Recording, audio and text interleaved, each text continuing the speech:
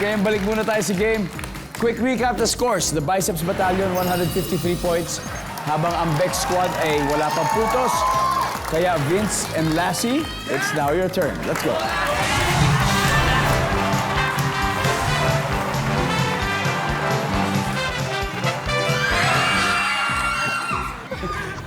Ayos na, ayos na. Ibibigay ko rin sagot sa kanya. Top 7 answers are on the board. Double points na to, ha? Kaya Lassie, pwede tayo humabol. Here's your question. Minsan, bakit binabagalan ng jeepney driver ang pagmamaneho? Go. Lassie. Para mas maraming sumakay na pasahero. Ay, binabagalan para mas maraming sumakay. Vince, pwede pa mas mataas. Minsan, bakit binabagalan ng jeepney driver ang pagmamaneho? Kasi traffic.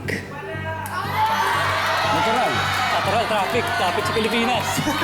Ang nga naman, bilisan mo kung traffic. Tama. yeah. Kasi traffic. Vince, pass or play? Play. Let's go play round 3.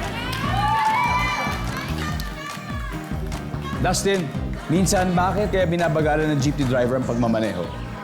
Kasi magsa-stoplight na. Parating mo stoplight. Siyempre, pahinto na yan. Oh, stoplight. Wala, Paul. Minsan bakit binabagalan ng jeepney driver ang pagmamaneho? Minsan kasi wala pa silang panukli eh. Wala pang panukli. So, naghahanap pa ng pasahero, parang gano'n. Tanong natin ba? Walang panukli. Bruce, minsan bakit binabagalan ng jeepney driver ang pagmamaneho? Kuya Dong, pag sa gabi, madilim. Kaya binabagalan nila. Pag Pwede. madilim. Survey says... Wala. Miss O, steal tayo. Minsan ba't binabagalan ng jeepney driver ang pagmamaneho?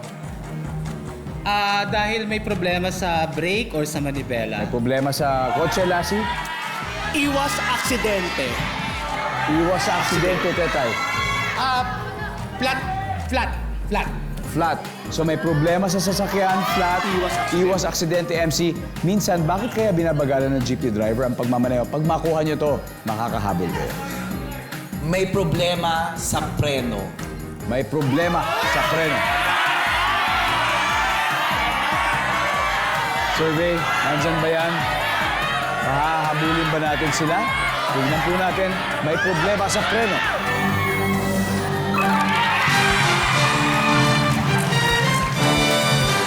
Very good. Magaling, magaling. Tignan natin yung mga na-miss out na sagot. Number 7, please. Number 6. Number 4.